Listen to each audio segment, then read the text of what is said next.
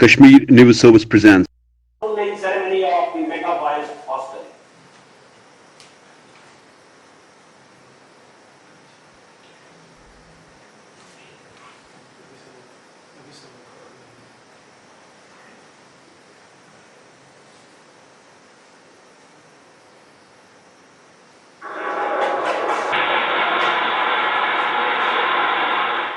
The Mega Boys Hostel.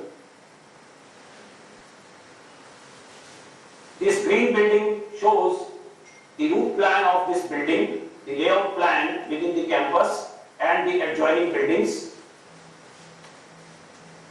This is the ground floor plan which will have to play. I'm sure that the Mega Boys Hostel, which is being funded through Higher Education Financing Agency, will equip NIT Srinagar with modern infrastructure facilities and enable it to accommodate the increasing enrollment of the talented Kashmiri.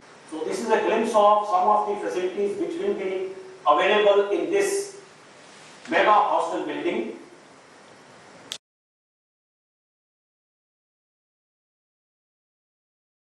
मुझे लगता है कि ये 2 हफ्ते के भीतर NIT Srinagar में दूसरा शिलान्यास का कार्यक्रम है।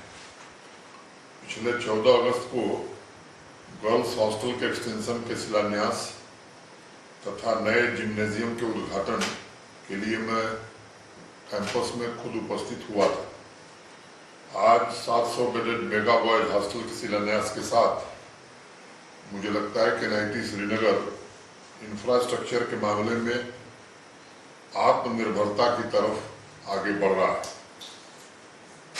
मुझे लगता है कि टेक्निकल एजुकेशन के क्षेत्र में पूरे यूटी की पहचान एक नए प्रकार की बन रही है और उसमें NIT श्रीनगर का विशेष योगदान है।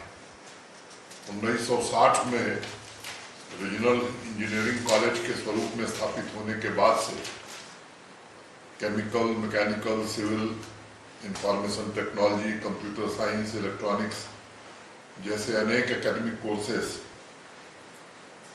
के कारण NIT श्रीनगर ने अपनी अलग पहचान बनाई और अगर प्लेसमेंट को भी हम देखें तो उसमें काफ़ी ऑर्गेनिक ग्रोथ दिखाई पड़ती है।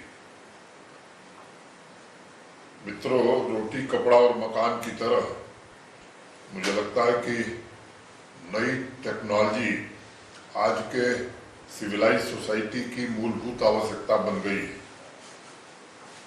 अगर हम केमिकल इंजीनियरिंग के 5 बड़े आविष्कार या इन्वेंशन को लें,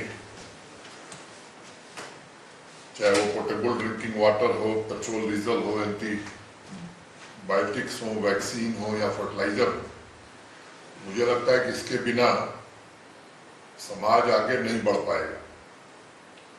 1970 के प्रारंभ में जब स्टार ट्रेक नाम से एक मूवी आई थी तो उसमें मोबाइल जैसे कम्युनिकेशन डिवाइस की कल्पना की गई थी। ये फिल्म डायरेक्टर की कल्पना मात्र थी, लेकिन ठीक उसके 3 साल बाद 1973 में जब इसका आविष्कार हुआ तो लोग सहसा विश्वास नहीं कर पा रहे थे और आज मुझे लगता है कि हर व्यक्ति की ये जरूरी आवश्यकता हो गई है। आविष्कार के पहले कल्पना होती है जिसे इंजीनियरिंग के छात्र मुझे लगता है कि जमीन पर उतारने या उसे प्रमोट करने में अपनी ऊर्जा लगाते हैं।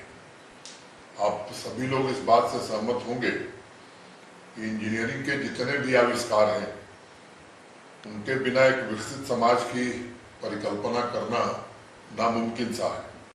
Thanks for watching Kashmir News Service.